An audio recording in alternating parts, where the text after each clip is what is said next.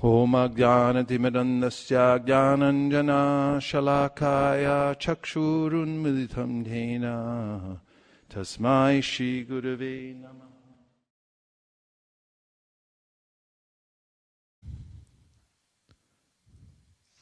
After hearing Rukmini's statement, Lord Krishna was very much pleased.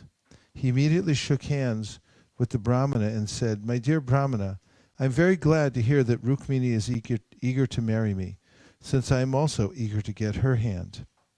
My mind is always absorbed in thoughts of the daughter of Bhishmaka, and sometimes I cannot sleep at night because I am thinking of her. I can understand that the marriage of Rukmini with Shishupal has been arranged by her elder brother in a spirit of animosity toward me. So I am determined to give a good lesson to all these princes. Just as one extracts and uses fire after manipulating ordinary wood, after dealing with these demoniac princes, I shall bring forth Rukmini like fire from their midst." Krishna, upon being informed of the specific date of Rukmini,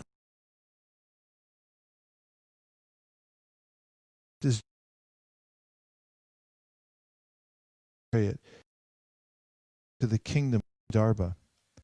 After hearing the driver has 4 special horses.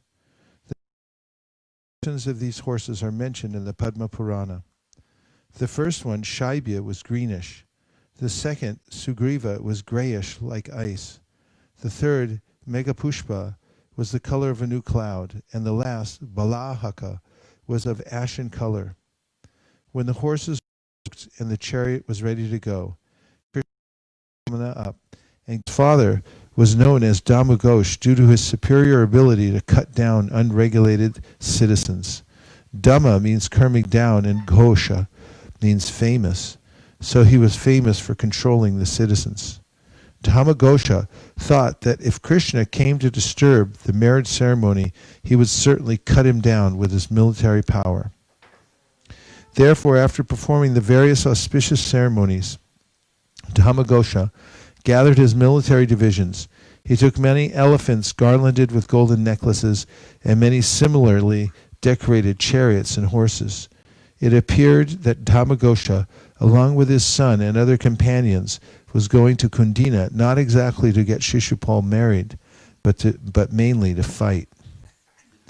When King Bhishmaka learned that Dhamma and his party were arriving, he left the city to receive them.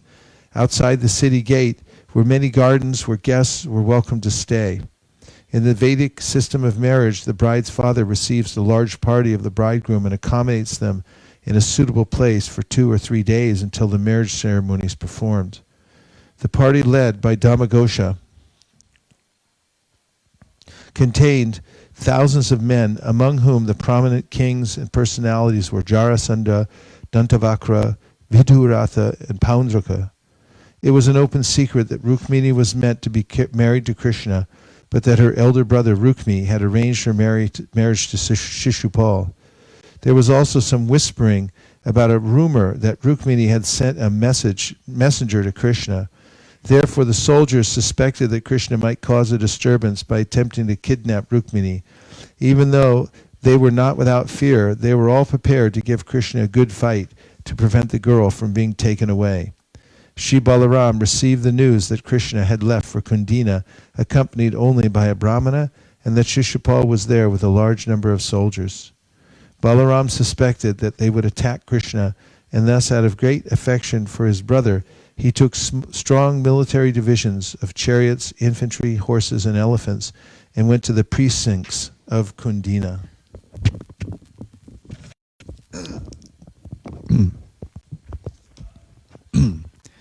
Meanwhile, inside the palace, Rukmini was expecting Krishna to arrive. But when neither he nor the Brahmana who took her message appeared, she was full of anxiety and began to think how unfortunate she was. There is only one night between today and my marriage day, and still neither the Brahmana nor Shyamasundar has returned. I cannot ascertain any reason for this. Having little hope, she thought that perhaps Krishna found reason to become dissatisfied and had rejected her fair proposal. As a result, the Brahmana might have become disappointed and not come back. Although she was thinking of various causes for the delay, she expected them both at any moment. Rukmini further thought that demigods such as Lord Brahma, Lord Shiva, and Goddess Durga might have been displeased. It is generally said that the demigods become angry when not properly worshipped. For instance, when Indra found that the inhabitants of Vrindavan were not worshipping him, Krishna having stopped the Indra Yagya, he became angry and wanted to chastise them. Thus Rukmini thought that since she did not worship Lord Shiva or Lord Brahma very much, they might have become angry and tried to frustrate her plan. Similarly, she thought that Goddess Durga, the wife of Lord Shiva, might have taken the side of her husband. Lord Shiva is known as Rudra, and his wife is known as Rudrani.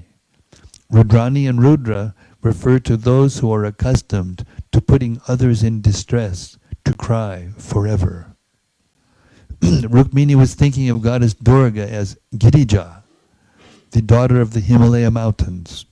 The Himalaya mountains are very cold and hard, and she thought of Goddess Durga as light-hearted, as hard-hearted and cold.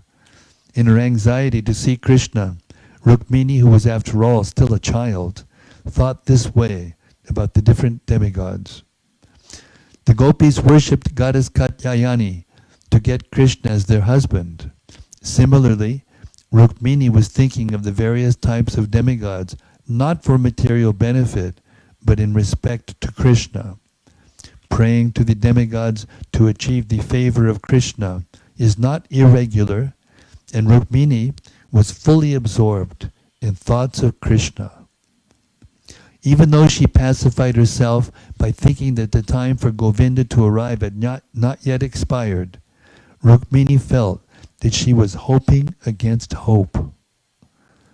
Not expressing her mind to anyone, she simply shed tears, unobserved by others. And when her tears became more forceful, she closed her eyes in helplessness. While Rukmini was in such deep thought, auspicious symptoms appeared in different parts of her body. Trembling began to occur in her left eyelid, arm, and thigh. When trembling occurs in these parts of the body, it is an auspicious sign indicating that something lucrative can be expected. Just then Rukmini, full of anxiety, saw the Brahmana messenger. Krishna, being the super soul of all living beings, could understand Rukmini's anxiety. Therefore he sent the Brahmana inside the palace to let her know that he had arrived. When Rukmini saw the Brahmana, she could understand the auspicious trembling of her body and immediately became elated. She smiled and inquired whether Krishna had already come. The Brahmana replied that the son of the Yadu dynasty, Sri Krishna, had arrived. He further encouraged her by saying that Krishna had promised to carry her away without fail. Rukmini was so elated by the Brahmana's message that she wanted to give him in charity everything she possessed. However, finding nothing suitable for presentation, she simply offered him her respectful obeisances. The obeisances are a big thing, huh? The significance of offering respectful obeisances to a superior is that the one offering obeisances is obliged to the respected person.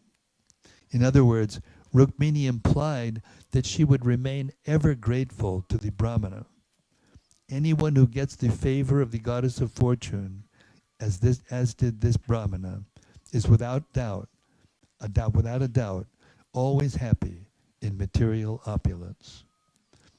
When King Bhishmaka heard that Krishna and Balaram had come, he invited them to see the marriage ceremony of his daughter.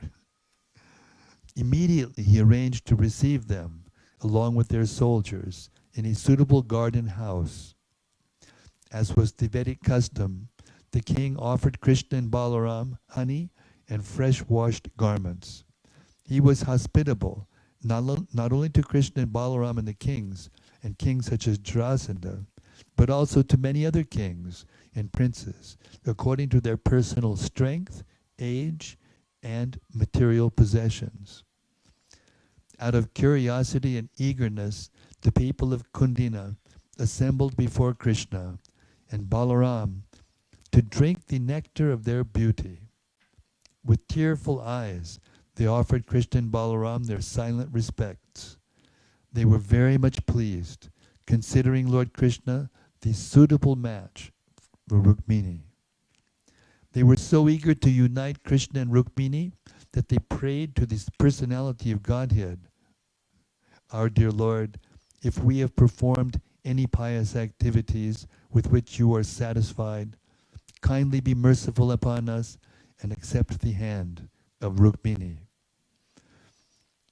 It appears that Rukmini was a very popular princess, and all the citizens, out of intense love for her, prayed for her best fortune. In the meantime, Rukmini, being very nicely dressed and protected by bodyguards, came out of the palace to visit the temple of Ambika, goddess Durga. Deity worship in the temple has been in existence since the beginning of Vedic culture. There is a group of men described in the Bhagavad Gita as Veda Vada Rata, believe only in the Vedic ritualistic ceremonies, but not in temple worship. Such foolish people may here take note that although this marriage of Krishna and Rukmini took place more than 5,000 years ago, there were arrangements for temple worship. In the Bhagavad Gita, the Lord says, Yanti Deva Vrata Devan, the worshippers of the demigods attain the abodes of the demigods. There were many people who worshipped the demigods, and many who directly worshipped the Supreme Personality of Godhead. The system of demigod worship was directed mainly to Lord Brahma, Lord Shiva, Lord Ganesh, the sun god, and goddess Durga. Lord Shiva and goddess Durga were worshipped even by the royal families. Other minor demigods were worshipped by silly, lower-class people. As far as the Brahmanas and Vaishnavas are concerned, they simply worship Lord Vishnu, the Supreme Personality of Godhead. In the Bhagavad Gita, the worship of demigods is condemned, but there it is clearly stated that less intelligent men worship the demigods for material benefit. On the other hand, even though Rukmini was the goddess of fortune, she went to the temple of goddess Durga because the family deity was worshipped there. In Srimad Bhagavatam it is stated that as Rukmini proceeded toward the temple of goddess Durga, within her heart she always thought of the lotus feet of Krishna. Therefore, when Rukmini went to the temple, it was not with the intention of an ordinary person who goes to beg for material benefits. Her only goal was Krishna. As Rukmini proceeded toward the temple, she was silent and grave. Her mother and her girlfriends were by her side, and the wife of a Brahmana was in the center. Surrounding her were royal bodyguards. This custom of a would-be bride's going to the temple of a demigod is still practiced in India. As the procession continued, various musical sounds were heard. Conch shells, drums, such as panavas, and bugles of different sizes, such as turiyas and beris, combined to make a sound which was not only auspicious, but very sweet to hear. Thousands of wives of respectable Brahmanas were present, all dressed very nicely with suitable ornaments. They presented Rukmini with flower garlands, sandalwood pulp, and a variety of colorful garments to assist her in worshipping Lord Shiva, Goddess Durga. Some of these ladies were very old and knew perfectly well how to chant prayers to Goddess Durga and Lord Shiva. So, followed by Rukmini and others, they led these prayers before the deity. Rukmini offered her prayers to the deity by saying, "My dear goddess Durga, I offer my respectful obeisances unto you, as well as to your children." Goddess Durga has 4 famous children, 2 daughters, the goddess of fortune, Lakshmi, and the goddess of learning, Saraswati, and 2 sons, Lord Ganesh and Lord Kartikeya. They are all considered demigods and goddesses. Since goddess Durga is always worshipped with her famous children, Rukmini specifically offered her respectful obeisances to the deity in that way. However, her prayers were special. Ordinary people pray to goddess Durga for material wealth, fame, profit, strength, and so on. Rukmini, however, desired to have Krishna for her husband, and therefore prayed that the deity be pleased with her and bless her with that benediction. Since she desired only Krishna, her worship of the demigods is not condemned. While Rukmini was praying, she presented a variety of items before the deity, chief of which were water, different kinds of flames, incense, garments, garlands, and various foods prepared with ghee, such as puris and kachoris. She also offered fruits, sugarcane, betel nuts, and spices. With great devotion, Rukmini offered them to the deity according to the regulative principles, directed by the old Brahmana ladies. After this ritualistic ceremony, the ladies offered the remnants of the food to Rukmini as prasadam, which she accepted with great respect. Then Rukmini offered her obeisances to the ladies and to goddess Durga. After the business of deity worship was finished, Rukmini caught hold of the hand of one of her girlfriends in her own hand, which was decorated with a jeweled ring, and left the temple in the company of the others. All the princes and visitors who came to Kundina for the marriage had assembled outside the temple to see Rukmini. The princes were especially eager to see her because they all actually thought they would have Rukmini as their wife. Struck with wonder upon seeing Rukmini, they thought she was especially manufactured by the Creator to bewilder all the great chivalrous princes. Her body was well constructed, the middle portion being thin. Her high hips were adorned with a jeweled locket. She had pink lips, and the beauty of her face was enhanced by her slightly scattered hair and by different kinds of earrings. The bodily luster and beauty of Rukmini appeared as if painted by an artist perfectly presenting beauty, following the descriptions of great poets.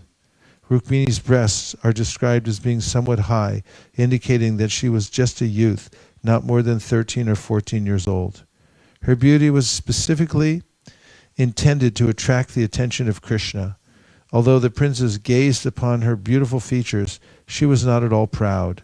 Her eyes moved restlessly, and when she smiled very simply, like an innocent girl, her teeth appeared just like jasmine buds. Expecting Krishna to take her away at any moment, she proceeded slowly toward her home. Her legs moved just like a full-grown swan, and her ankle bells tinkled mildly. The chivalrous princes assembled there were so overwhelmed by Rukmini's beauty that they became almost unconscious and fell from their horses and elephants. Full of lust, they hopelessly desired Rukmini's hand, comparing their own beauty to hers. Srimati Rukmini, however, was not interested in any of them. In her heart, she was simply expecting Krishna to come and carry her away. As she was adjusting the ornaments on a finger of her left hand, she happened to look upon the princes and suddenly saw that Krishna was present amongst them. Although Rukmini had never before seen Krishna, she was always thinking of him. Thus, she had no difficulty recognizing him amongst the princely order. Krishna, unconcerned with the other princes, immediately took the opportunity. Krishna, unconcerned with the other princes, immediately took the opportunity to place Rukmini on his chariot, marked by a flag bearing an image of Garuda. He then proceeded slowly, without fear, taking Rukmini away exactly as a lion takes a deer from the midst of jackals. Meanwhile, Balaram appeared on the scene with the soldiers of the Yadu dynasty. Jarasandha, who had many times experienced defeat by Krishna, roared, "How is this? Krishna is taking Rukmini away from us without opposition. What is the use of us being chivalrous fighters with arrows? My dear princes, just look. We are losing our reputation. He is just like a jackal taking booty from a lion. Thus ends the Bhaktivedanta purport of the 53rd chapter of Krishna. Krishna kidnaps Rukmini. Bravo. Chapter 54. Krishna defeats all the princes and takes Rukmini home to Dwarka. Jarasandha and all the other princes were very angry at Krishna for having kidnapped Rukmini. Struck by Rukmini's beauty, they had fallen from the backs of their horses and elephants. But now they began to stand up and properly arm themselves. Picking up their bows and arrows, they began to chase Krishna on their chariots, horses, and elephants. To check their progress, the soldiers of the Yadu dynasty turned and faced them. Thus, terrible fighting began between the two belligerent groups. The princes opposing Krishna, who were led by Jarasandha and were all expert in fighting, shot their arrows at the Yadu soldiers just as a cloud splashes the face of a mountain with torrents of rain.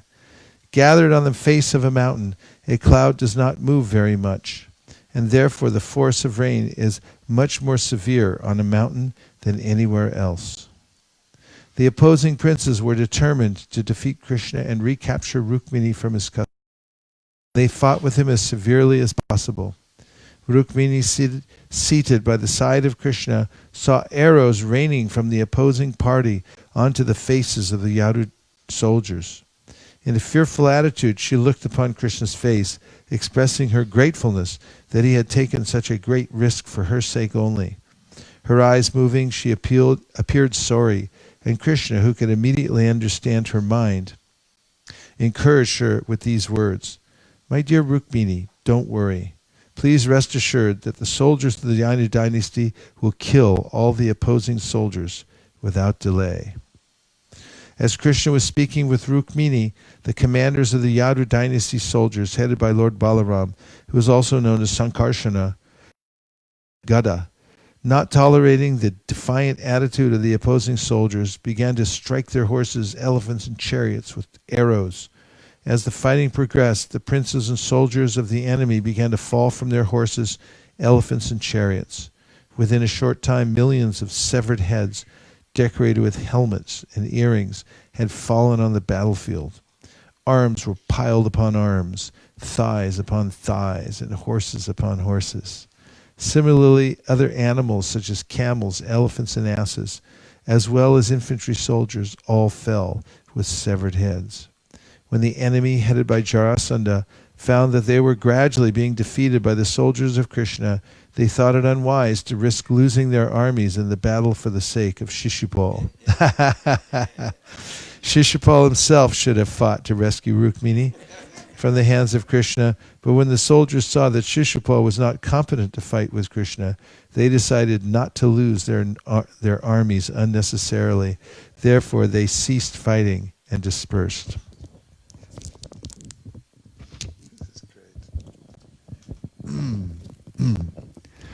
Some of the princes, as a matter of etiquette, appeared before Shishupal. They saw that Shishupal was discouraged, like one who has lost his wife. His face appeared dried up, and he had lost all his energy, and all the luster of his body had disappeared. They addressed Shishupal thus, "Our dear Shishupal, don't be discouraged in this way. You belong to the royal order and are the chief amongst the fighters. There is no question of distress or happiness for a person like you, because neither of these conditions is everlasting. Take courage. Don't be disappointed by this temporary reversal. After all, we are not the final actors. As puppets dance in the hands of a magician, we are all dancing by the will of the Supreme, and according to His plan alone, we suffer distress or enjoy happiness. We should therefore be equipoised in all circumstances." Although in the beginning the princes had been full of hope for success in their heroic action, after their defeat they They could only try to encourage Shishupal with flattering words. Thus Shishupal, instead of marrying Rukmini, had to be satisfied with the flattering words of his friends. And he returned home. Disappointment. The kings who had come to assist him, also disappointed, then returned to their respective kingdoms. The whole catastrophe of the defeat was due to the envious nature of Rukmini's elder brother Rukmi. Having seen his sister forcibly taken away by Krishna after he had planned to marry her to Shishupal, Rukmi was frustrated.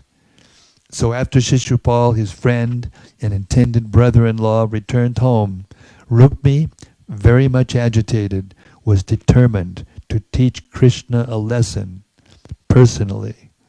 He called for his own soldiers, in military consisting of horses, chariots, and infantry, and equipped with this military strength, he began to follow Krishna to Dwarka. To show his prestige, Rukmi promised all the returning kings, "You could not marry my sister, Rukmini, but I cannot allow Rukmini taken away by Krishna. I shall teach him a lesson. Now I am going to follow him." He presented himself as a big commander and vowed before all the princes, "Unless I kill Krishna in the fight, and bring back my sister, I will not return to my capital city, Kundina. I make this vow before you all, and you will see that I shall fulfill it." After thus vibrating all these boasting words, Rukmi immediately got in his chariot and told his driver to pursue Krishna. He said, "I want to fight with him immediately.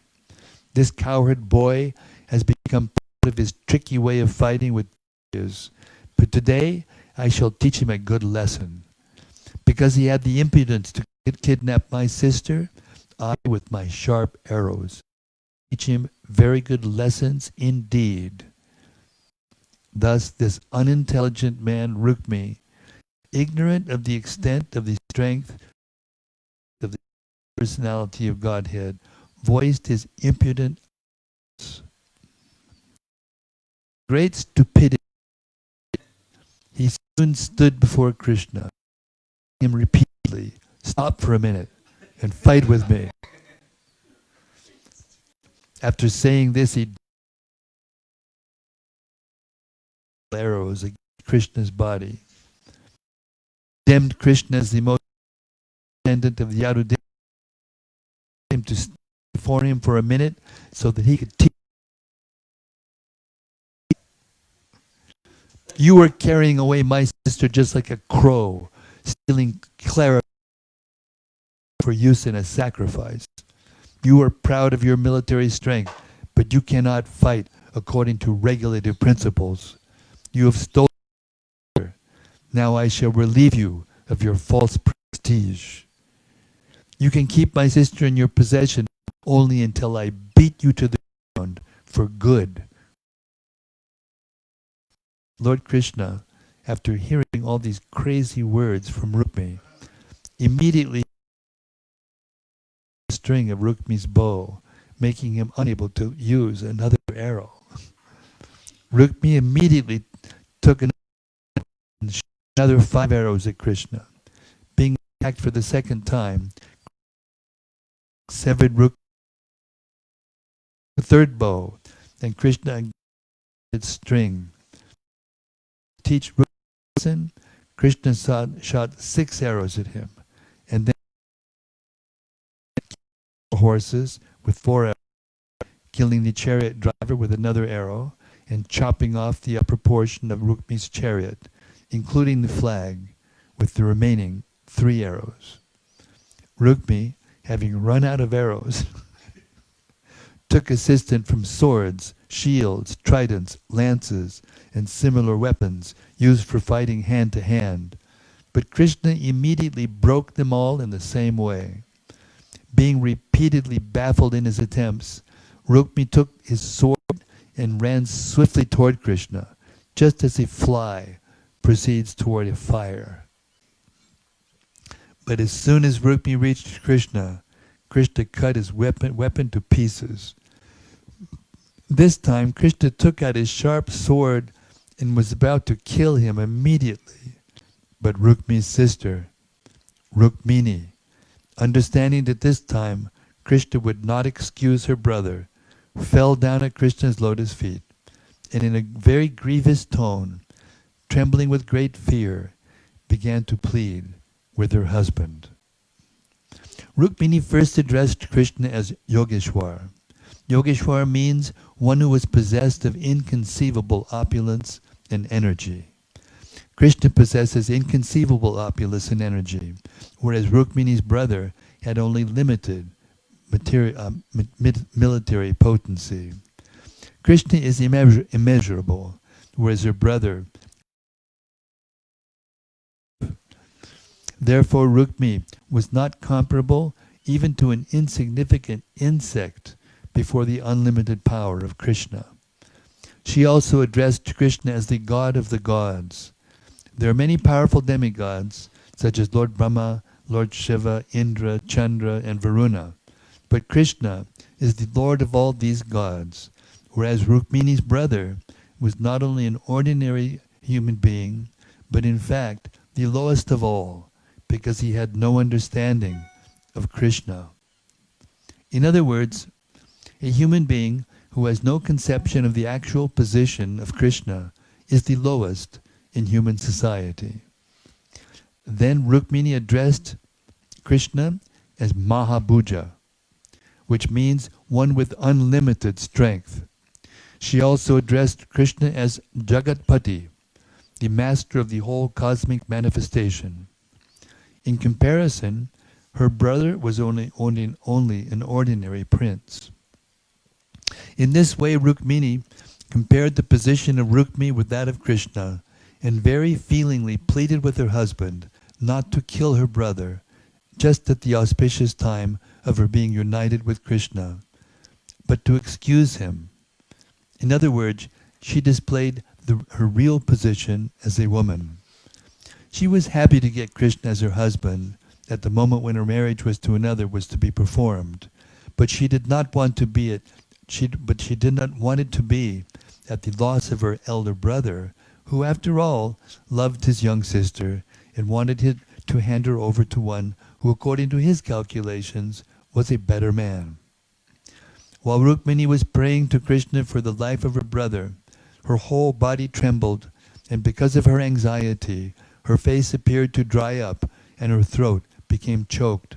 And due to her trembling, the ornaments of her body loosened and fell scattered on the ground. In this manner, when Rukmini was very much perturbed, she fell down on the ground, and Lord Krishna immediately became compassionate and agreed not to kill the foolish Rukmini.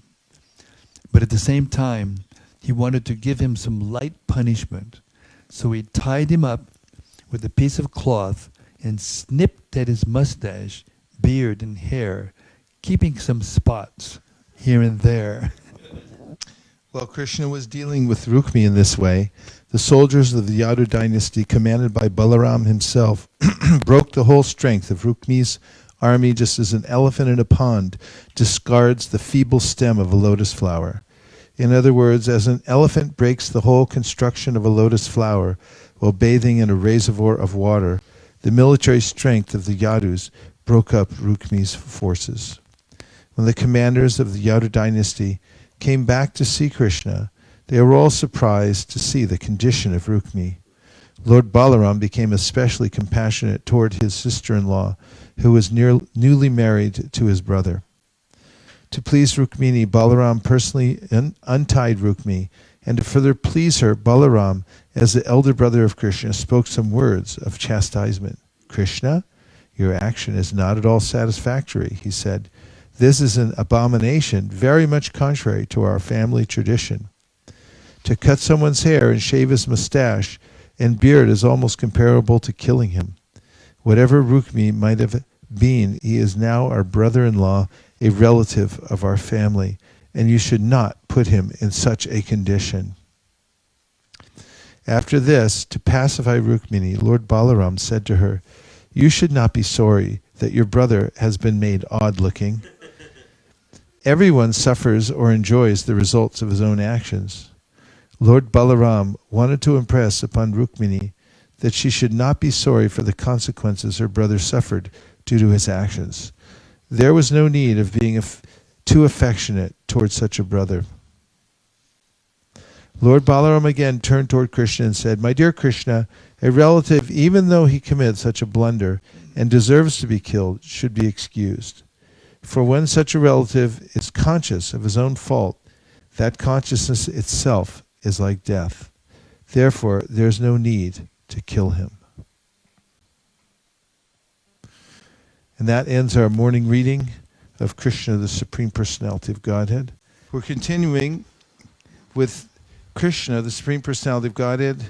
We're partway through chapter 54. Krishna defeats all the princes and takes Rukmini home to Dwarka. Balaram again turned toward Rukmini and informed her that the current duty of the Kshatriya in human society is so fixed that according to the principles of fighting, one's own brother may become an enemy. Then a Kshatriya does not hesitate to kill his own brother. In other words, Lord Balaram wanted to instruct Rukmini that Rukmi and Krishna were right in not showing mercy to each other in the fighting, despite the family consideration that they happen to be brothers-in-law. Shri Balaram informed Rukmini that Kshatriyas are typical emblems of the materialistic way of life. They become puffed up whenever there is a question of material acquisition. Therefore, when there is a fight between two belligerent Kshatriyas for kingdom, land, wealth, women, prestige, or power, they try to put one another into the most abominable condition.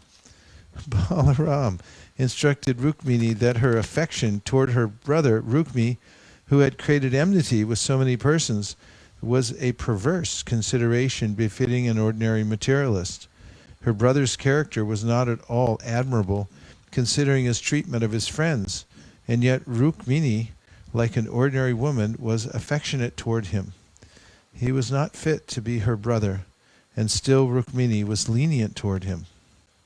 Besides that, Balaram continued, the consideration that a person is neutral or is one's friend or enemy is generally made by persons in the bodily concept of life. Such foolish persons are bewildered by the illusory energy of the Supreme Lord.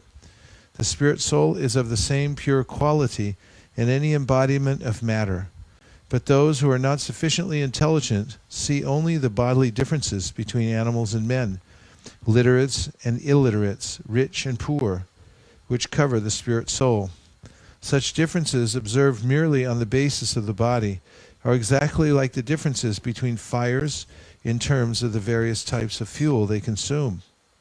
Whatever the size and shape of the fuel, there is no such variety of size and shape in the fire which comes out. Similarly, in the sky, there are no differences in size and shape. In this way, Balaram reconciled the situation by his moral and ethical instructions to Rukmini and Krishna. To Rukmini, he stated further, this body is part of the material manifestation, consisting of the material elements, living conditions, and interactions of the modes of material nature. The living entity or spirit soul, being in contact with these, is transmigrating from one body to another due to illusory enjoyment. And that transmigration is known as material existence.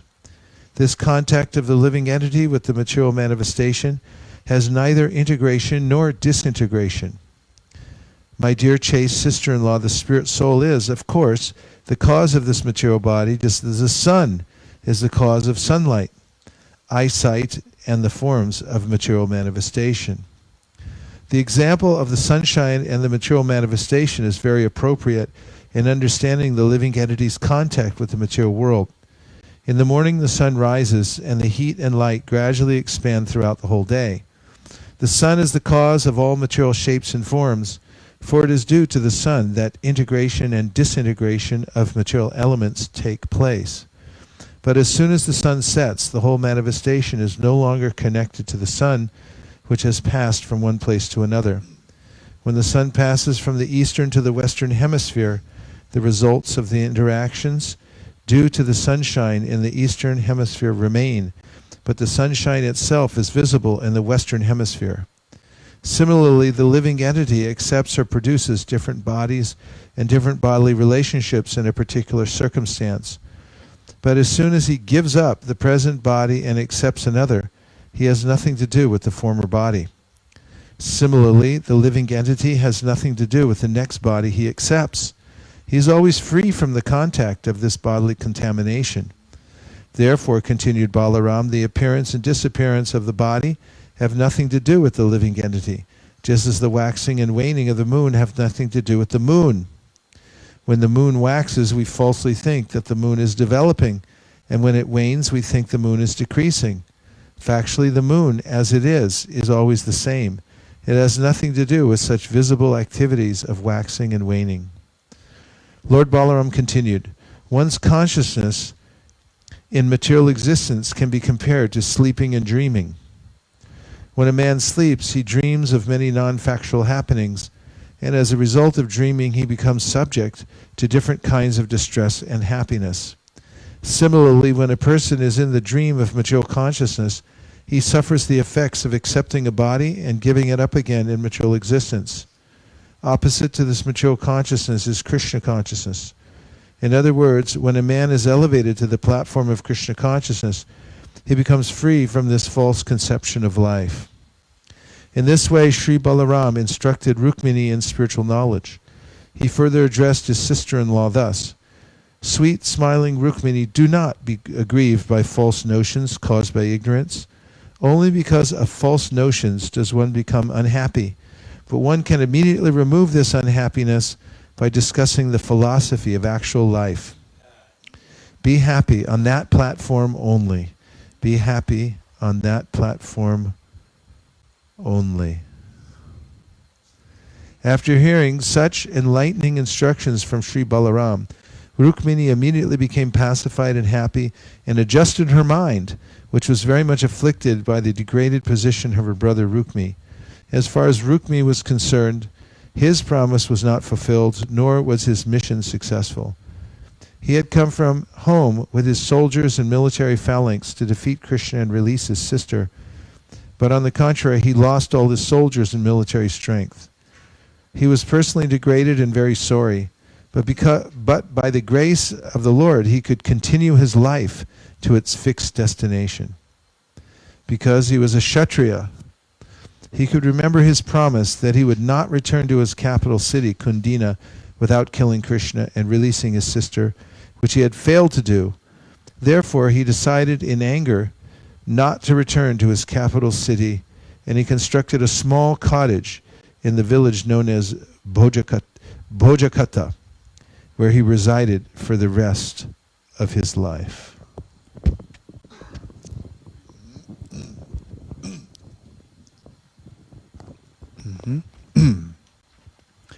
After defeating all the opposing elements and forcibly carrying away Rukmini, Krishna brought her to his capital city, Dwarka, and then married her according to the Vedic ritualistic principles. After this marriage, Krishna became the king of the Yadus at Dwarka. On the occasion of his marriage with Rukmini, all the inhabitants were happy, and in every house there were great ceremonies. The inhabitants of Dwarka city were so much pleased that they dressed themselves with the nicest possible ornaments and garments and went to present gifts according to their means to the newly married couple, Krishna and Rukmini. All the houses of Yadupuri, Dwarka, were decorated with flags, festoons, and flowers.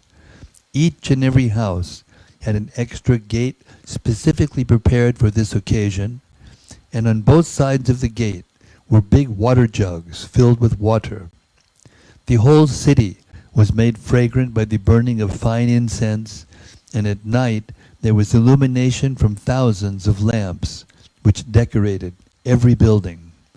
The entire city appeared jubilant on the occasion of Lord Krishna's marriage with Rukmini.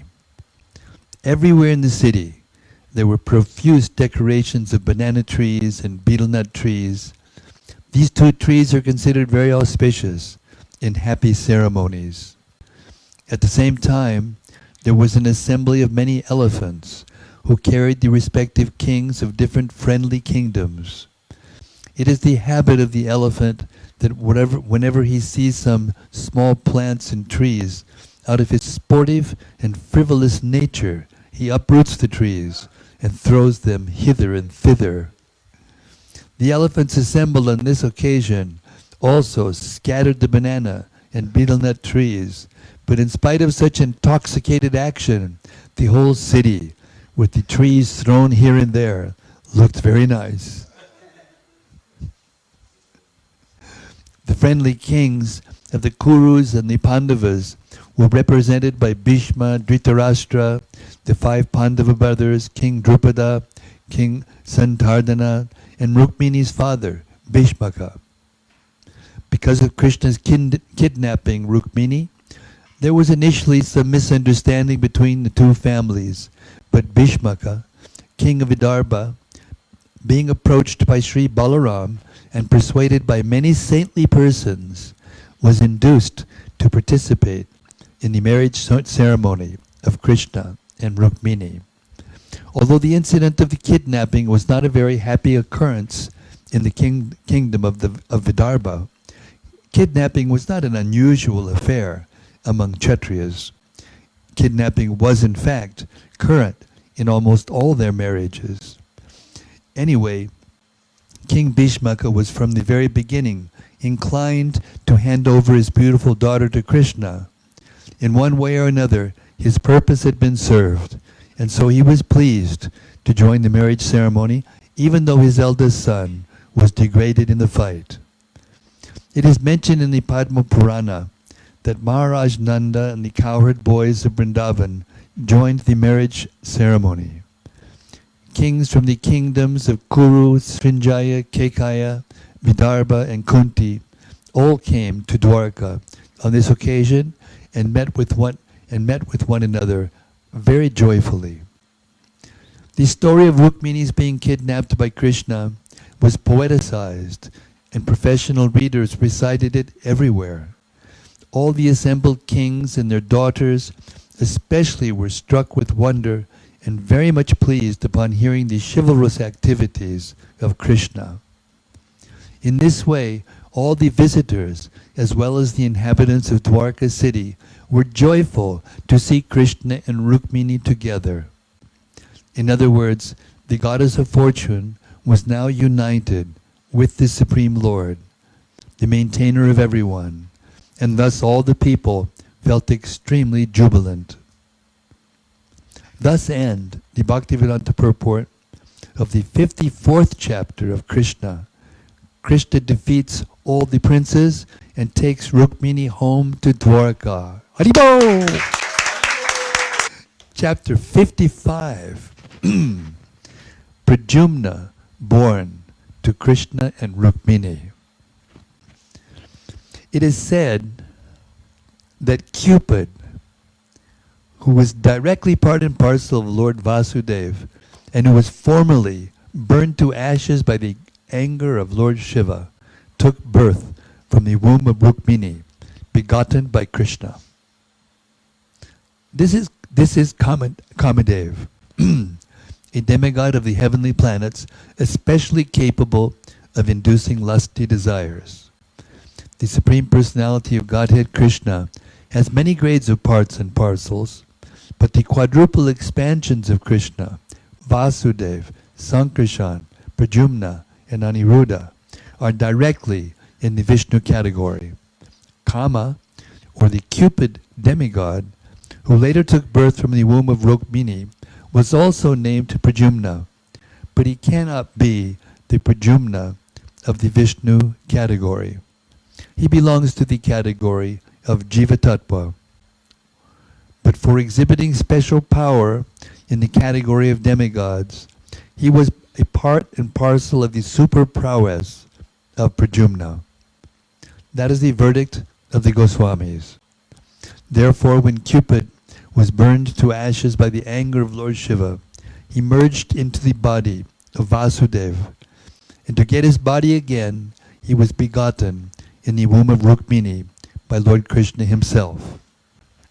Thus he was born as the son of Krishna and celebrated by the name Pradyumna. Because he was begotten by Lord Krishna directly, his qualities were most similar to those of Krishna. There was a demon of the name Shambhara, who was destined to be killed by Pradyumna. The Shambhara demon knew of his destiny, and as soon as he learned that Pradyumna had been born, he took the shape of a woman and kidnapped the baby from the maternity home less than 10 days after his birth. The demon took him and threw him directly into the sea. But as it is said, whoever is protected by Krishna, no one can kill, and whoever is destined to be killed by Krishna, no one can protect. When Pradyumna was thrown into the sea, a big fish immediately swallowed him.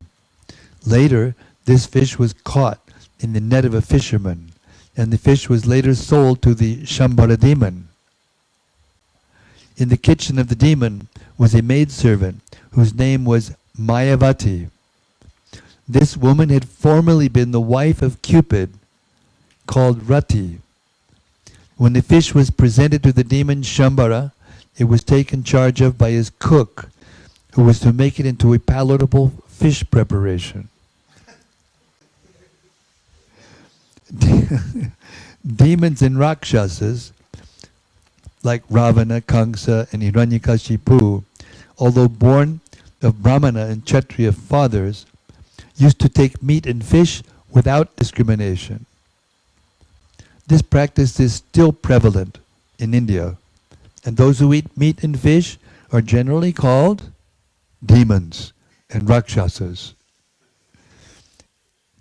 When the cook was cutting the fish, he found within its stomach a nice baby, which he immediately presented into the charge of Mayavati, who was an assistant in the kitchen affairs. This woman was surprised to see how such a nice baby could remain within the belly of a fish, and the situation perplexed her. The great sage Narada then appeared and explained to her about the birth of Pradyumna and how the baby had been taken away by Shambhara and later thrown into the sea. In this way, the whole story was disclosed to Mayavati. Mayavati knew that she had previously been Rati, the wife of Cupid. After her husband was burned to ashes by the wrath of Lord Shiva, she was always expecting him to come back in a material form. This woman was engaged for cooking rice and dal in the kitchen, but when she got this nice baby and understood that he was Cupid, her own husband, she naturally took charge of him and with great affection began to bathe him regularly. Miraculously, the baby swiftly grew up, and within a very short period he became a beautiful young man. His eyes were just like the petals of a lotus flower, and his arms were long, reaching down to his knees. Any woman who happened to see him was captivated by his bodily beauty. Mayavati could understand that her former husband, Cupid, born as Pradyumna, had grown into such a nice young man, and she also gradually became captivated and lusty. Smiling before him with a feminine attractiveness, she expressed her desire for sexual union. He therefore inquired from him, "How is it possible that first you were affectionate like a mother, and now you are expressing the symptoms of a lusty woman? What is the reason for such a change?" On hearing the statement from Pradyumna, the woman, Rati, replied, "My dear sir, you are the son of Lord Krishna. Before you were 10 days old, you were stolen by the Shambhara demon, and later thrown into the water and swallowed by a fish. In this way you have come under my care, but actually in your former life as Cupid, I was your wife. Therefore my manifestation of conjugal symptoms is not at all incompatible. Shambhara wanted to kill you, and he is endowed with various mystic powers. Therefore, before he again attempts to kill you, please kill him as soon as possible with your divine power." Since you were stolen by Shambhara, your mother, Rukmini Devi, has been in a very grievous condition, like a Kurari bird who has lost her babies. She is very affectionate toward you, and since you have been taken away from her, she has been living like a cow aggrieved over the loss of its calf. Mayavati had mystic knowledge of supernatural powers. Supernatural powers are generally known as Maya, and to surpass all such powers there is another supernatural power called Mahamaya. Mayavati had the knowledge of the mystic power of Mahamaya, and she delivered to Pradyumna this specific energetic power in order to defeat the mystic powers of the Shambhara demon. Thus, being empowered by his wife, Pradyumna immediately went before Shambhara and challenged him to a fight. Pradyumna addressed him in very strong language so that his temper would be agitated and he would be moved to fight. At Pradyumna's words, the demon Shambhara, being insulted, felt just like a snake feels after being struck by someone's foot. A serpent cannot tolerate being kicked by another animal or by a man, and it immediately bites its opponent. Shambhara felt the words of Pradyumna as if they were a kick. He immediately took his club in his hand and appeared before Pradyumna to fight. Roaring like a thundering cloud, in great anger the demon began to beat Pradyumna with his club, just as a thunderbolt beats a mountain. Pradyumna protected himself with his own club and eventually struck the demon very severely. In this way, the fighting between Shambharasura and Pradyumna began in earnest. But Shambharasura knew the art of mystic powers and could raise himself into the sky and fight from outer space. There is a demon of the name Maya, and Shambharasura had learned many mystic powers from him. He thus raised himself high into the sky and threw various types of nuclear weapons at the body of Pradyumna. To combat the mystic powers of Shambharasura, Pradyumna invoked another mystic power known as Mahavidya, which was different from the black mystic power. The Mahavidya mystic power is based on the quality of goodness. Shambhara, understanding that his enemy was formidable, took assistance from various kinds of demoniac mystic powers belonging to the Kuhyakas, to the Gandharvas and the Pishachas, the snakes and the Rakshasas. But although the demon exhibited his mystic powers and took shelter of supernatural strength, Pradyumna was able to counteract his strength and powers by the superior power of Mahavidya. When Shambharasura was defeated in every respect, Pradyumna took his sharp sword and immediately cut off the demon's head, which was decorated with a helmet and valuable jewels. When Pradyumna thus killed the demon, all the demigods in the higher planetary systems showered flowers on him. Pradyumna's wife, Mayavati, could travel in outer space and therefore... What? Pradyumna's wife, Mayavati, could travel in outer space, and therefore they directly reached his father's capital, Dwarka, by the airways. They passed above the palace of Lord Krishna and came down as a cloud comes down with lightning. The inner section of a palace is known as the Antapura, private apartments. Pradyumna and Mayavati could see many women there, and they sat down among them. When the women saw Pradyumna, dressed in yellowish garments with very long arms, curling hair, beautiful reddish eyes, a smiling face, jewelry and ornaments, they at first could not recognize him as a personality different from Krishna. They all felt very bashful at the sudden presence of Krishna and wanted to hide in a different corner of the palace. When the women saw, however, that not all the characteristics of Lord Krishna were present in the personality of Pradyumna, out of curiosity they came back to see him and his wife, Mayavati. All of them were conjecturing as to who he was, for he was so beautiful. Among the women was Rukmini Devi, who was equally beautiful with her lotus-like eyes. Seeing Pradyumna, she naturally remembered her own son, and milk began to flow from her breasts out of motherly affection. She then began to wonder, who is this beautiful young boy? He appears to be the most beautiful person. Who is the fortunate young woman able to conceive this nice boy in her womb and become his mother? And who is that young man who has accompanied him? How have they met? excuse me, and who is that young woman who has accompanied him? How have they met? Remembering my own son, who was stolen from the maternity home, I can only guess that if he is living somewhere, he might have grown by this time to be like this boy. Simply by intuition, Rukmini could understand that Pradyumna was her own lost son. She could also observe that Pradyumna resembled Lord Krishna in every respect. She was struck with wonder as to how he had acquired all the characteristics of Lord Krishna. She therefore began to think more confidently that the boy must be her own grown-up son because she felt so much affection for him. And, as an auspicious sign, her left arm was trembling. At that very moment, Lord Krishna, along with his father and mother, Devaki and Vasudeva, appeared on the scene. Krishna, the Supreme Personality of Godhead, could understand everything. Yet in that situation, he remained silent. However, by the desire of Lord Sri Krishna, the great sage Narada also appeared, and he disclosed all the incidents, how Pradyumna had been stolen from the maternity home, and how he had grown up and had come there with his wife, Mayavati, who had formerly been Rati, the wife of Cupid. When everyone was informed of the mysterious appearance of Pradyumna and the mysterious disappearance, when everyone was informed of the mysterious disappearance of Pradyumna and how he had grown up, they were all struck with wonder, because they had gotten back their dead son after they were almost hopeless of his return. When they understood that it was Pradyumna who was present, they received him with great delight.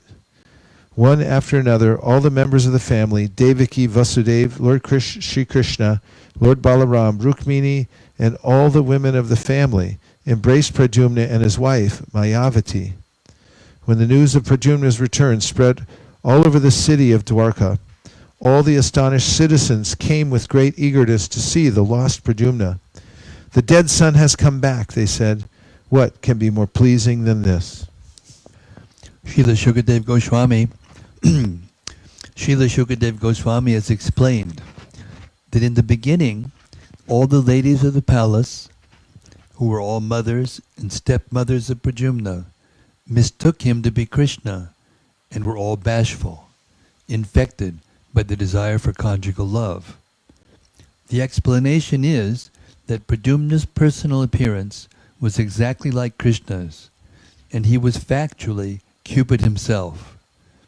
There was no cause for astonishment, therefore, when the mothers of Pradyumna and the other women mistook him in that way.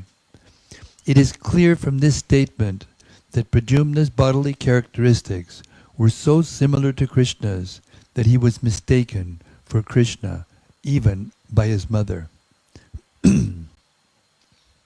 Thus ends the Bhaktivedanta purport of the 55th chapter of Krishna, Pradyumna, born to Krishna and Rukmini.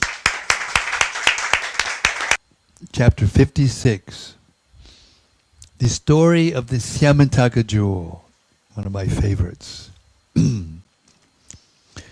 There was a king of the name Satyajit within the jurisdiction of Dwarkadam. He was a great devotee of the sun god who awarded him the benediction of a jewel known as Syamantaka. Because of this Syamantaka jewel, there was a misunderstanding between King Satyajit and the Yadu dynasty. Later, the matter was settled when Satyajit voluntarily offered Krishna his daughter, Satyabhama, along with the Syamantaka jewel. Not only Satyabhama, but also Jambavati, the daughter of Jambavan, was married to Krishna on account of the Syamantaka jewel. These two marriages took place before the appearance of Pradyumna, which was described in the last chapter. How King Satyajit offended the Yadu dynasty, and how he later came to his senses and offered his daughter and the Syamantaka jewel to Krishna, are described as follows. Since he was a great devotee of the sun god, King Satyajit gradually entered into a very friendly relationship with him. The sun god was pleased with him and delivered to him an exceptional jewel known as Syamantaka. When Satyajit wore this jewel and a locket around his neck, he appeared exactly like an imitation sun god. Putting on this jewel, he entered the city of Dwarka, and people thought that the sun god had come into the city to see Krishna. They knew that Krishna, being the Supreme Personality of Godhead, was sometimes visited by the demigods. So while Satyajit was visiting the city of Dwarka, all the inhabitants except Krishna took him to be the sun god himself. Although King Satyajit was known to everyone, he could not be recognized because of the dazzling effulgence of the Syamantaka jewel. Mistaking Satyajit to be the sun god, some of the important citizens of Dwarka immediately went to Krishna to inform him that the sun god had arrived to see him. At that time, Krishna was playing chess. One of the important residents of Dwarka spoke thus: "My dear Lord Narayana, you are the Supreme Personality of Godhead. In your plenary portion as Narayana, or Vishnu, you have 4 hands with different symbols: the conch shell, disc, club, and lotus flower. You are actually the owner of everything, but in spite of your being the Supreme Personality of Godhead, Narayana, you descended in Vrindavan to act as the child of Yashoda Mata, who sometimes used to tie you up with her ropes, and you were celebrated therefore by the name Damodar. That Krishna is the Supreme Personality of Godhead, Narayana, as accepted by the citizens of Dwarka, was later confirmed by the great Mayavadi philosophical leader, Shankaracharya. By accepting the Lord as impersonal, he did not reject the Lord's personal form. Everything which has form in this material world is subject to creation, maintenance, and annihilation. But because the Supreme Personality of Godhead, Narayana, does not have a material form subject to these limitations, Shankaracharya, to convince the less intelligent men who take Krishna to be an ordinary human being, said that God is impersonal. This impersonality means that he is not a person of this material condition. He is a transcendental personality without a material body. The citizens of Dwarka addressed Lord Krishna not only as Damodar, but also as Govinda, which indicates that Krishna is very affectionate to the cows and calves. And just to refer to their intimate connection with Krishna, they addressed him as Yadunandana, because he was born the son of Vasudeva in the Yadu dynasty. The citizens of Dwarka concluded by addressing Krishna as the supreme master of the whole universe. They addressed Krishna in many different ways, proud of being citizens of Dwarka who could see Krishna daily. When Satyajit was visiting the city of Dwarka, the citizens felt great pride to think that although Krishna was living in Dwarka like an ordinary human being, the demigods were coming to see him. Thus they informed Lord Krishna that the sun god, with his glaring bodily effulgence, was coming to see him. The citizens of Dwarka confirmed that the sun god's coming into Dwarka was not very wonderful, because people all over the universe who were searching after the Supreme Personality of Godhead knew that he had appeared in the Yadu dynasty and was living in Dwarka as one of the members of that family. Thus the citizens expressed their joy on this occasion. On hearing the statements of his citizens, the all-pervasive personality of Godhead, Krishna, simply smiled. Being pleased with the citizens of Dwarka, Krishna informed them that the person they described as the sun god was actually King Satyajit, who had come to visit Dwarka city to show his opulence in the form of the valuable jewel obtained from the sun god. Satyajit, however, did not come to see Krishna. He was instead overwhelmed by the Samantaka jewel. He installed the jewel in a temple to be worshipped by brahmanas. He engaged for this purpose. This is an example of a less intelligent person worshipping a material thing. In the Bhagavad Gita it is stated that less intelligent persons, in order to get immediate results, in the Bhagavad Gita, it is stated that less intelligent persons, in order to get immediate results from their fruitive activities, worship the demigods created within this universe. The word materialist means one concerned with gratification of the senses within this material world. Although Krishna later asked for this Samantaka jewel, King Satyajit did not deliver it. On the contrary, he installed the jewel for his own purposes of worship. And who would not worship that jewel? The Samantaka jewel was so powerful that daily it produced a large quantity of gold. A quantity of gold is counted by a measurement called a bara. According to Vedic formulas, 1 bara is equal to about 20 pounds, and 1 mound equals about 82 pounds. The jewel was producing about 170 pounds of gold every day. Besides that, it is learned from Vedic literature that in whatever part of the world this jewel was worshipped, there was no possibility of famine, and wherever the jewel was present, there was no possibility of anything inauspicious, such as pestilence. Lord Krishna wanted to teach the world that the best of everything should be offered to the ruling chief of the country. King Ugrasena was the overlord of many dynasties and happened to be the grandfather of Krishna. So Krishna asked Satyajit to present the Samantaka jewel to King Ugrasena. Krishna pleaded that the best should be offered to the king.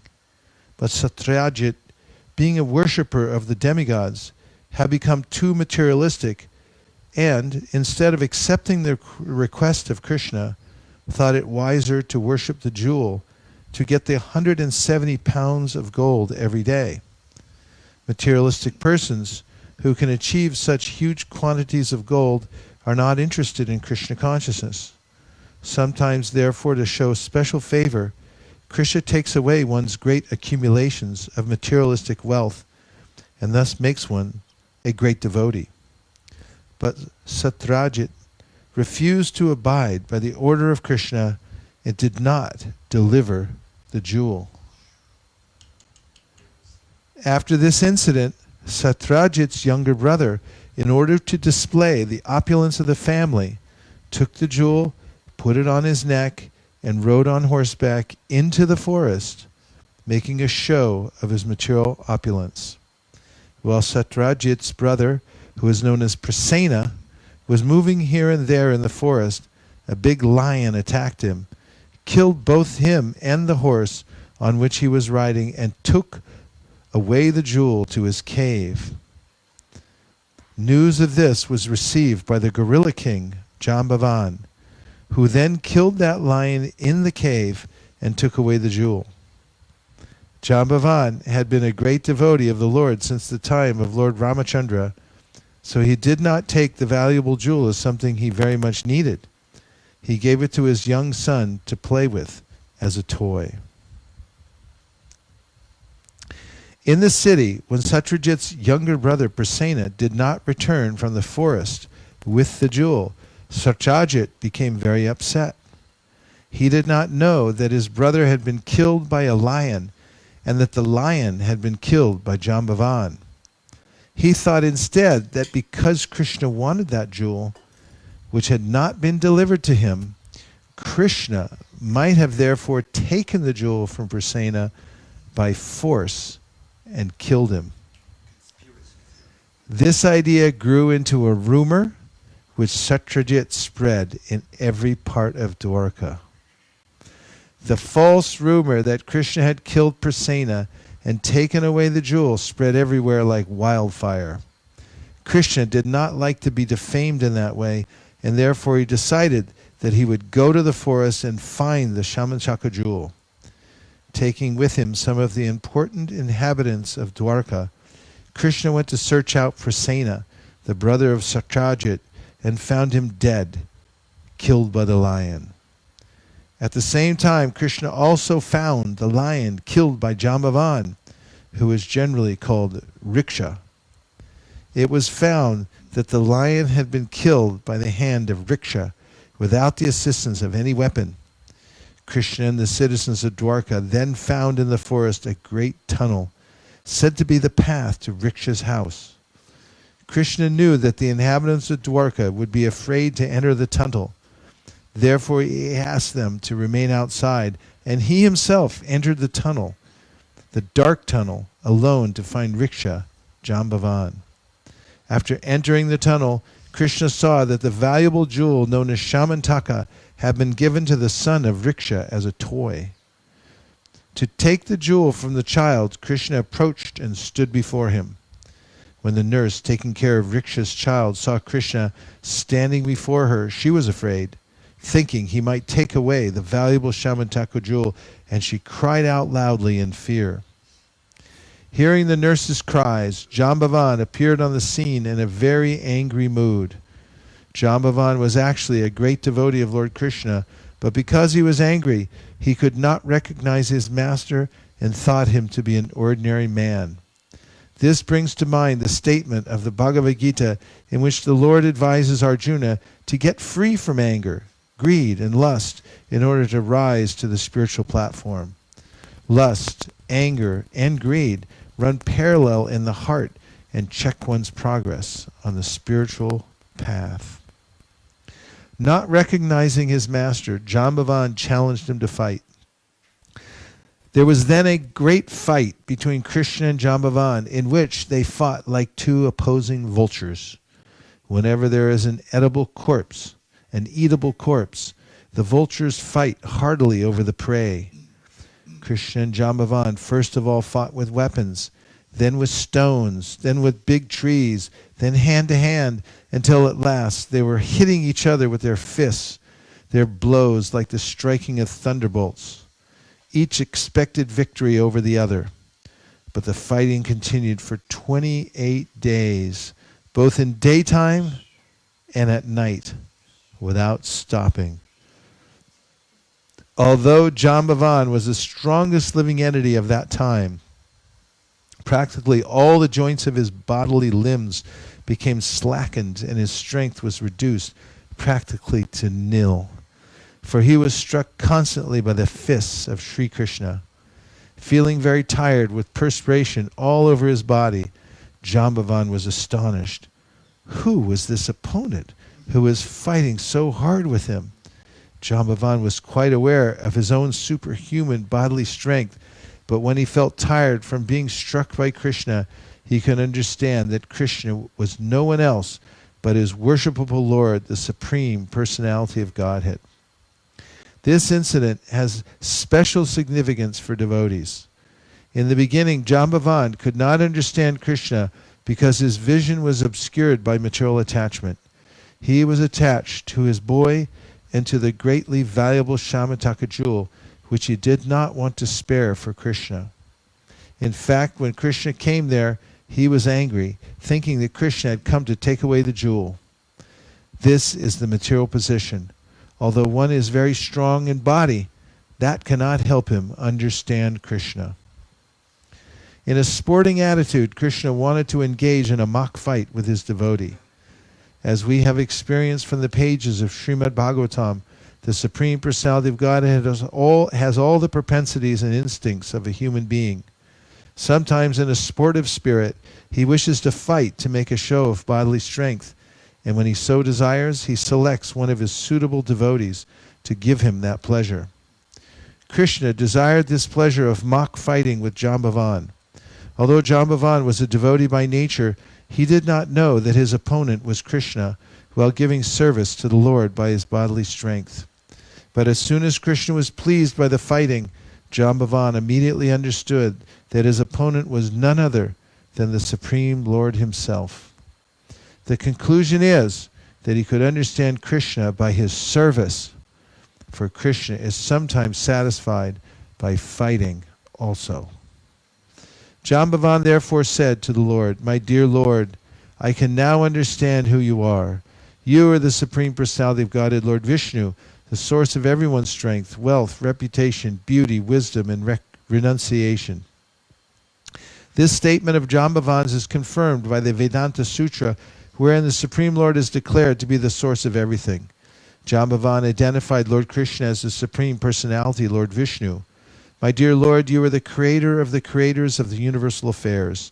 This statement is very instructive to the ordinary man who is amazed by the activities of a person with an exceptional brain. The ordinary man is surprised to see the innovations of a great scientist. The ordinary man is surprised to see the inventions of a great scientist. But the statement of Jambavan confirms that although a scientist may be a creator of many wonderful things, Krishna is the creator of the scientists. He is the creator of not only one scientist, but of millions and trillions all over the universe. Jambavan said further, "Not only are you the creator of the creators, but you are also the creator of the material elements which the so-called creators manipulate." Scientists utilize the physical elements or laws of material nature to do something very wonderful, but actually such laws and elements are also the creation of Krishna. This is actual scientific understanding. Less intelligent men do not try to understand who created the brain of the scientists. They are satisfied simply to see the wonderful creation or invention of the scientist. Jambavan continued, "My dear Lord, the time factor, which combines all the physical elements, is also your representative. You are the supreme time factor, in which all creation takes place.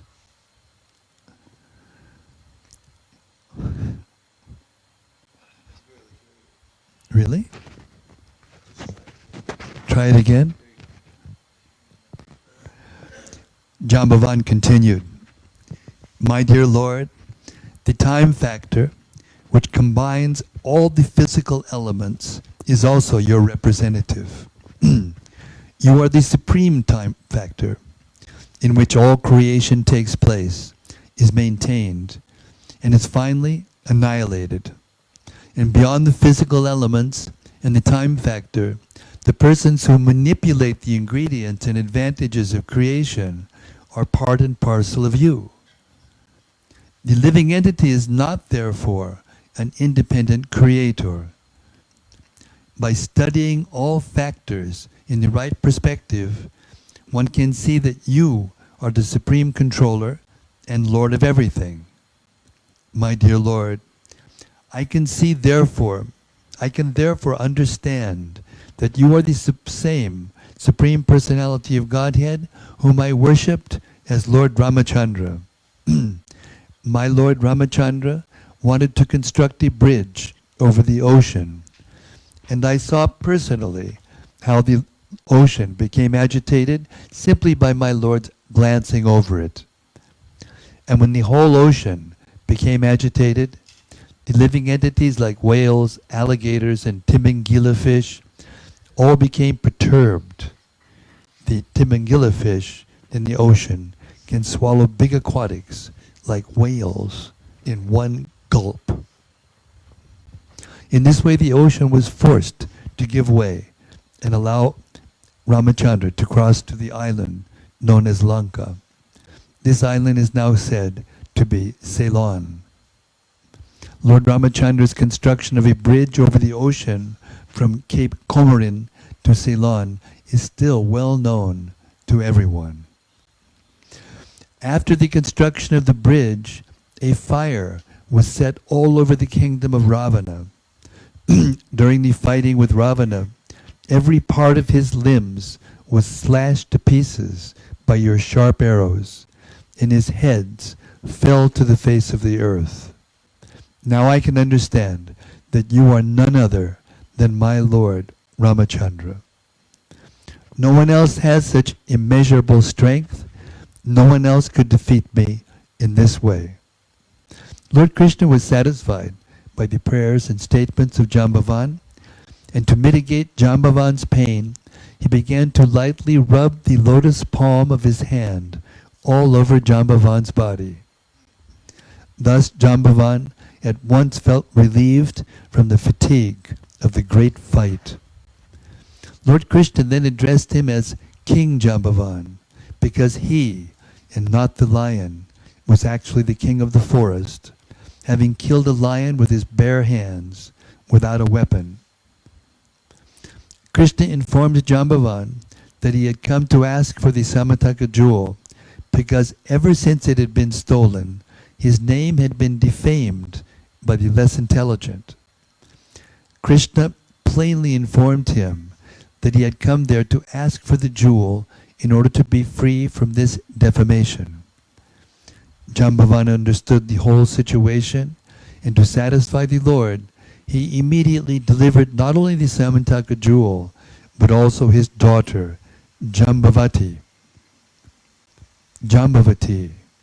who was of marriageable age, and presented her to Lord Krishna. The episode of Jambavati's marriage with Lord Krishna and the delivery of the jewel known as Samantaka was finished within the mountain cave. Although the fighting between Krishna and Jambavan went on for 28 days, the inhabitants of Dwarka waited outside the tunnel for 12 days. And after that, they decided that something undesirable must have happened. They could not understand for certain what had actually happened, and being very sorry and tired, they returned to the city of Dwarka. All the members of the family, namely Krishna's mother Devaki, his father Vasudeva, and his chief wife Rukmini, along with all other friends, relatives and residents of the palace, were very sorry when the citizens returned home without Krishna. Because of their natural affection for Krishna, they began to call Satyajit ill names, for he was the cause of Krishna's disappearance. They went to worship the goddess Chandrabhaga, praying for the return of Krishna.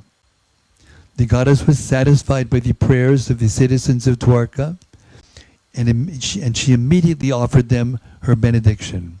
Simultaneously, Krishna appeared on the scene, accompanied by his new wife, Jambavati, and all the inhabitants of Dwarka and relatives of Krishna became joyful. The inhabitants of Dwarka were as joyful as someone receiving a dear relative back from the dead. They had concluded that Krishna had been put into great difficulties due to the fighting. Therefore, they had become almost hopeless of his return. But when they saw that Krishna had actually returned, not alone, but with a new wife, Jambavati, they immediately performed a ceremony of celebration. King Ugrasena then called for a meeting of all important kings and chiefs. He also invited Satyajit. Before the whole assembly, Krishna explained the incident of the recovery of the jewel from Jambavan. Krishna wanted to return the valuable jewel to King Satyajit. Satyajit, however, was ashamed because he had unnecessarily defamed Krishna. He accepted the jewel in his hand, but he remained silent. Bending his head downwards, and without saying anything in the assembly of the kings and chiefs, he returned home with the jewel. Then he thought about how he could clear himself of the abominable act he had performed by defaming Krishna. He was conscious that he had offended Krishna very grievously, and that he had to find a remedial measure so that Krishna would again be pleased with him. King Satyajit was eager to get relief from the anxiety he had foolishly created due to being attracted by a material thing, specifically the Samantaka jewel. Truly afflicted by the offense he had committed against Krishna, he sincerely wanted to rectify it. From within, Krishna gave him good intelligence, and Satyajit decided to hand over to Krishna both the jewel and his beautiful daughter, Satyabhama. There was no alternative for mitigating the situation, and therefore he arranged the marriage ceremony of Krishna and his daughter. He gave in charity both the jewel and his daughter to the Supreme Personality of Godhead. Satyabhama was so beautiful and qualified that Satyajit, in spite of being asked for her hand by many princes, was waiting to find a suitable son-in-law. By the grace of Krishna, he decided to hand his daughter over to him. Lord Krishna, being pleased with Satyajit, informed him that he did not have any need of the Samantaka jewel.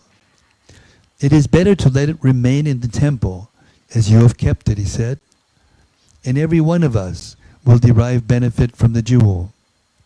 Because of the jewel's presence in the city of Dwarka, there will be no more famines or disturbances created by pestilence or excessive heat or cold.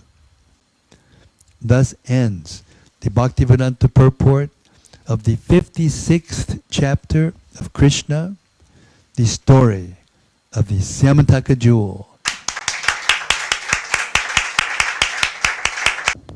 Everyone clapped, except for Kamsa. He wasn't too appreciative of that. Yes, Prabhu. I just wondered because in my on my Kindle it said that Jambavan was the king of bears. Yeah. But in your version it said king of the monkeys or gorillas. Yeah. Yeah, they're Vanaras. Okay. Kind of like monkey-like creatures. Hanuman or same. Vanaras, yeah. Okay. Prabhu, you were going to say something? I have a reflection and a question. Okay. But about You got to use the mic. yesterday. Counts without the microphone. About the Kupcha Lila from yesterday. Oh. Vishwanath Chakravarti Thakur states the young hunchbacked girl Kupcha is actually a partial expansion of Satyabhama, the wife of Krishna. Yeah. And she represents she represents the earth, and who was banned by the wicked rulers of Kamsa and others. And Kupcha offered to him the essence of the earth, which was fragrance. Oh. I mean, this is a statement of Vishwanath. And when Krishna put her straight, he said to her that this is he take the burden away from the earth, so she can be straight again. So she can be straight again. And the question is, thank you. The question is, this Kupcha, is it so that she was also in Ramlila Suparnaka, the sister of Ravana? Is that what it says? Pardon? Is that what he says? Vishwanath says that? No, There's Suparnaka? I heard it, but that she was actually Suparnaka. From where did you hear it? That explain, I not remember, that explain these conjugal feelings towards Ram. Okay, let me ask Kartik then. Someone in the assembly here has mentioned that he heard that Kubja was previously Suparnaka. in Ram's Leela. That's it? You want to know if that's true? That's my question. If that is so. Kartik Chandra. He's in Vrindavan now. He wants to come over. Kartik Chandra grew up speaking Sanskrit when he was a baby. He's from a family from a different era. He lives and breathes Bhagavatam. I tell you some stuff. You know him? This is far out. I asked him questions over the last few days. I haven't relayed them all, but one of the questions was, oh wait, whenever you're ready. Okay.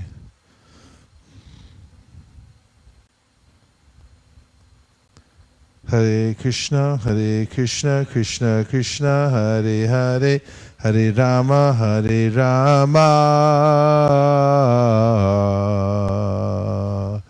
Rama Rama, Hare Hare, Hare Krishna, Krishna Krishna, Hare Hare, Hare Rama,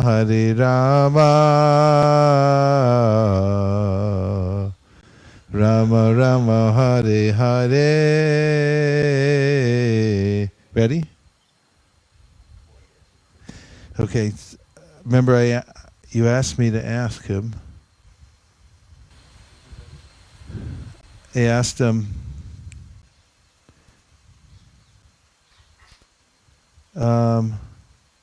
Sri Shastra to show the Nityasiddha gopis who joined Krishna's Bhoma Lila in a special category.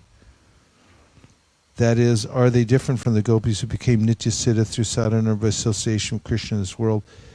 He gave me a number of citations from Skanda Purana. Says there were two types of leelas of the Lord, Vastavi in the spiritual world and Vyavaharika on earth.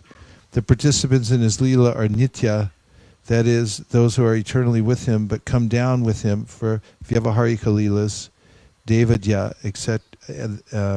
That is, those who were taken by him to Dwarka and who were destroyed in the Mushala Parva and Talipsu. That is, those who performed sadhana and perfected themselves to the prema stage and thus eventually participated in his Vyavaharika leelas and converted to Nitya platform at the end of his Vyavaharika leelas. These three categories are further elaborated and described in Srila Rupa Goswami's Ujjvala Nilamani Chapter 3, Sri Hari Priya Prakaranam.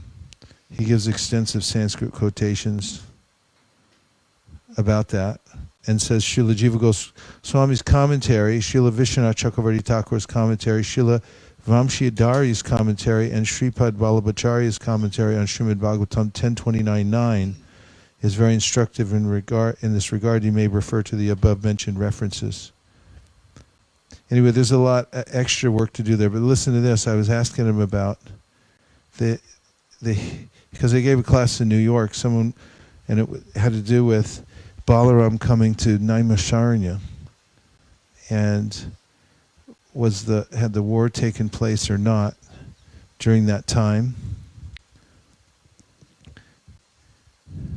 He answers, you asked a question about Lord you asked a question about Lord Balaram's going on pilgrimage, and Sudha Goswami's narrating Srimad Bhagavatam. You asked a question about Lord Balaram. You asked a question about Lord Balaram's going on pilgrimage, and Sutta Goswami's narrating Srimad Bhagavatam to the sages and the time gap between that. I will attempt to answer it below. The simple answer is Lord Balaram went on pilgrimage in October 3137 BCE when the Mahabharata war took place because he did not wish to witness the war.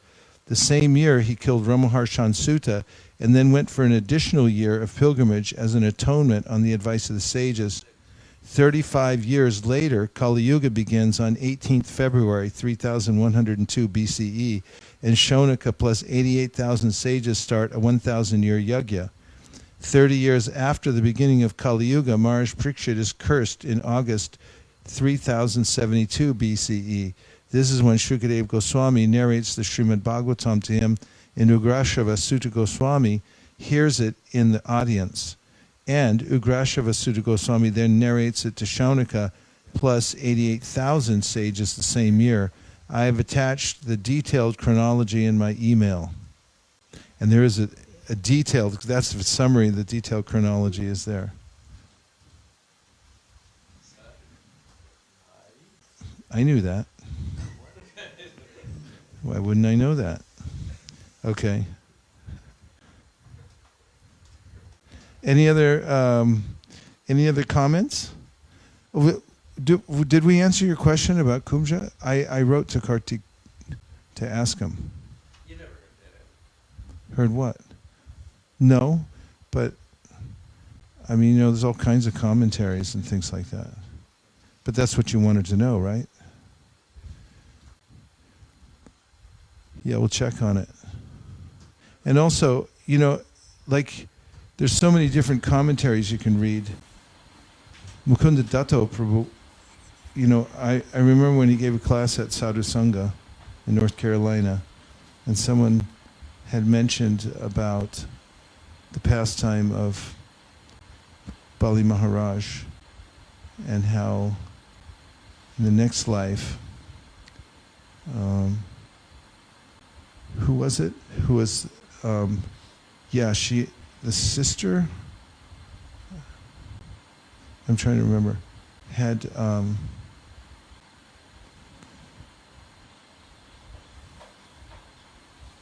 appreciated the beauty of Vamanadev, but then when he took away all of Bali Maharaj's property, then, at first, she became Putana in her next life, according to some Shastra. And that's a pervasive, story that you hear in ISKCON. People will say, Putana had been the sister of Bali Maharaj, and that he had mixed emotions and therefore came as Putana. But then he said, I've researched it, I haven't found anywhere authoritative that says that. Mukunda Datta.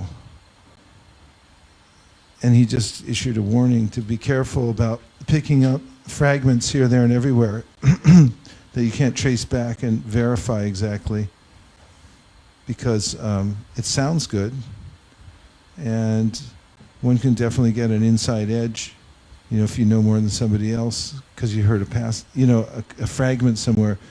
But like Gopi Pranadhana, he was always really careful. If he didn't know something, he'd always say, I don't know. Or if he had some place to back it up, he made sure he nailed it down. I realize that's what you're doing now. But I just, following Gopis and Mukunda Datta's conservatism about just hearing something and then passing it on. I think it's a good... Anecdotal story? One comes from Gopi, Parananda Prabhu, and he tells he answers a question at the beginning of his Sanskrit school to a new student, who asked this kind of question about this and that, details, very kind of obscure details that no one else would know about, and this and that. And Gopi said two things. He said, first of all, Rupa Goswami warns us not to read too many scriptures. This does not mean that we should not become thoroughly learned, but it means not to become dilettante. Dilettante means a person who picks up, as Vaisesika Prabhu was saying, a little from this scripture, a little from that scripture, a little from this scripture, and a little from that scripture, in order to become seen to be a learned person. Rupa Goswami warns against that. That's right in the Bhakti Rasamrita Sindhu. Then he also kind of but he suggested that what if Pandora's box hadn't been opened in ISKCON? In other words, when the devotees first started translating things without commentary and so many things, or went out and got so many different details from so many places, what happens if that hadn't happened and we only had Prabhupada's books? And his suggestion was we would be less confused. His suggestion was that we would become less confused, there would be less confusion, and that we would all still go back to Godhead. Because Srila Prabhupada's books have enough nectar in them to take us back to Godhead. Yeah, I was thinking the other day during a Gayatri break. Gayatri break how the last time I read Krishna book all the way through, from beginning to end, was a few years ago in this room, and that I've been busy reading Bhagavatam and other books, Prabhupada books, and then when do you actually come to the end of it? And I mean, if you really leaned into it, could you actually fathom Prabhupada's book? So there is a morning walk, and there was this controversy going on in India because when the devotees started assembling in India, they found a plethora of books they could read from other acharyas that had been translated to some degree. And they were reading them, and then the temple president or whoever was in charge there, I think it was Achutananda, said, no, you can't read these. Prabhupada said, don't read them. So there was a big controversy going on among the devotees. So when Prabhupada went on his morning walk and was visiting there and going on his morning walk, they asked him, Prabhupada, there's this controversy. Some of the devotees say that we can't keep these books or read them from the other acharyas. And Prabhupada said, they said, you had said, Prabhupada, it can't do that. And Prabhupada said, they said, I have said? I have not said. I said you should read the books of the previous acharyas. But then he said, but my point is that you should assimilate what you already have first. He said, in other words, I've worked so hard to present all these books, but have you actually assimilated what you have now? Instead of collecting more and more, then try to become well versed in what's already there. So it's sort of both. I mean, yes, Prabhu. He also said, and I read this in the transcript, way back when we had, Prabhupada said, now we have 4 books. That is sufficient to read those books for the next 100 years. I mean, that's a pretty bold statement right there, because now we got all of Prabhupada's books, and I don't know hardly anybody that's read them all, or read them all enough to say, look, I'm going to go out and start reading, anything else. I mean, another point I heard Gopi discuss when we were working together for the Briya Bhagavatamrita, he said that it isn't always a good idea to take the bits and pieces of Radha and Krishna's pastimes from different Puranas and put them together. He said they're not really meant to be put together like that in one stream, because sometimes they come from different times, different even creations sometimes, and sometimes they may be from a Purana that maybe is tinged with a different mode of nature. Because the Bhagavatam is Shuddha Sattva, it's pure. It's an eternal scripture according to Jiva Goswami. And therefore there's no question of any modes of nature being in the Srimad Bhagavatam. But, there's 18 major Puranas, and they're tinged with goodness and passion and ignorance, 6 of each. And therefore, it's not actually recommended to try to put it all together into one flow. It may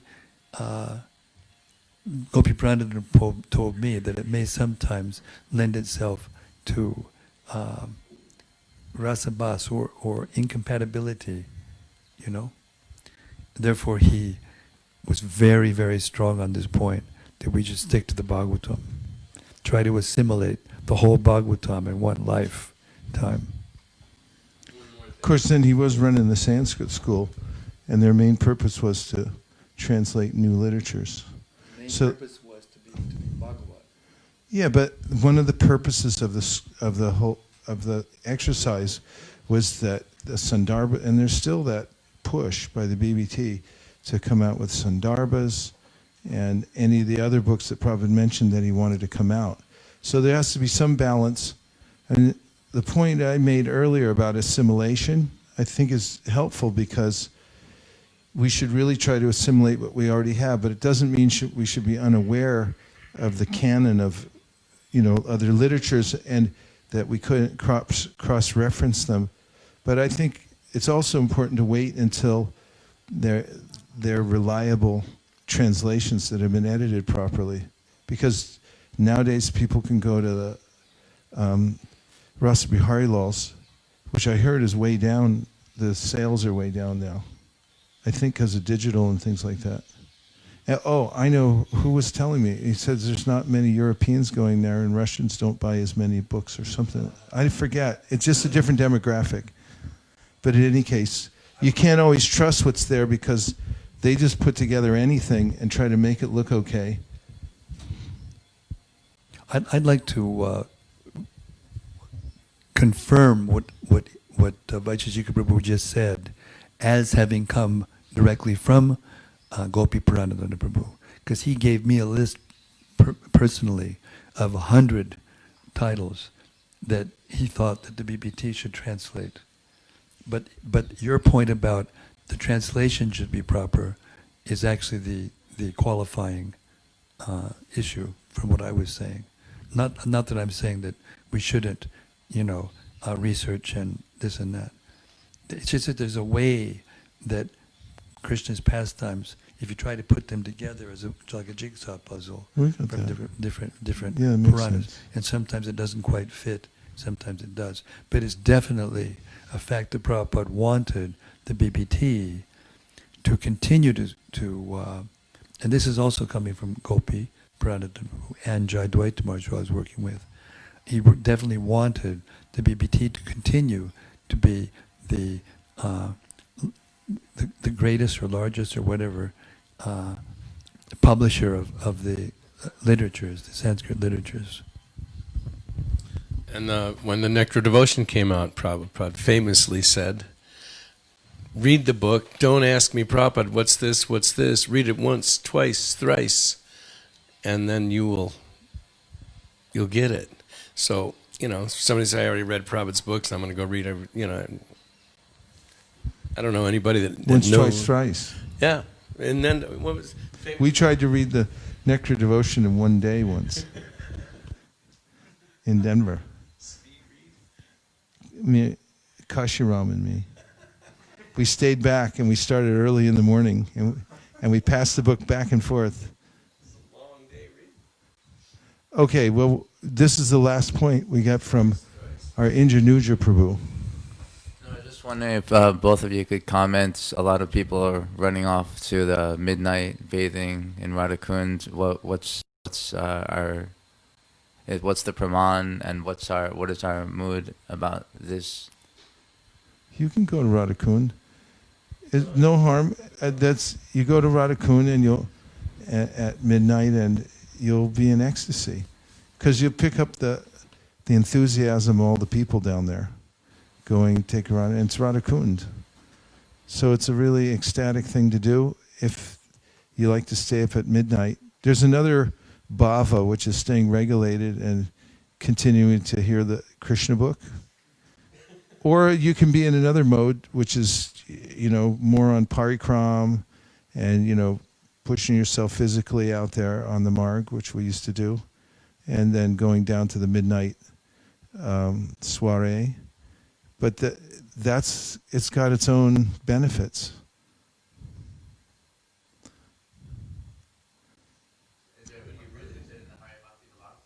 What? About this. Is it from Nectar of Instruction? Nectar of Instruction says, Sakradeva Sarasnatora Vishkaroti. If you bathe once in the Radha Kund, then you'll attain perfection. And Rupa Goswami says, as long as you're in this world, you should try to bathe as many times as you can in Radha Kund. But I was discussing with Giridhar Prabhu. He was saying that the apricot, not if you're not actually bathing in Radha Kund. That doesn't mean don't go to Radha Kund.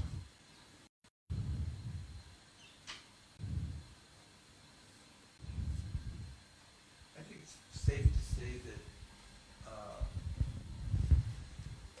to properly bathe in Radha Kund, you should take the verses before that last two verses and assimilate them into your character. And then you can bathe in Radha Kund. Actually, in other words, what I'm trying to say is that you can bathe in Radha Kund, and anybody can bathe in Radha Kund, and they get great benefit. But to get the full benefit, you have to be qualified. And not everyone is. Therefore, Srila Prabhupada once, when one of the first times they went there with the devotees, they would play and, jump from the sides. We all jumped in. I know. And Prabhupada... And then he told us, because we were immature, he said, don't do that. Yeah, he said it's sufficient to put the drops of water on the Radha Kund on your head. And he said that is non-different from bathing in Radha Kund. So it's an individual thing. When you start, what's our praman? What are we supposed to do or not do? It's not like that. Each individual person has their, their guidelines, that Prabhupada said. Don't be frivolous. Don't just play around. That's Radharani. It's Radharani. You're going to go in with your feet.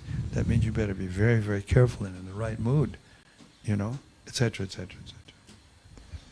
And that brings us to the cow break. We'll be back here at 5:30. Hare Krishna. Gaur Premanande Haribol. Nachari Armarman, Nachari Armarman, Nachari Armarman, Nachari Armarman, hey, Nachari Armarman, Nachari Armarman, Nachari Armarman, Nachari Armarman.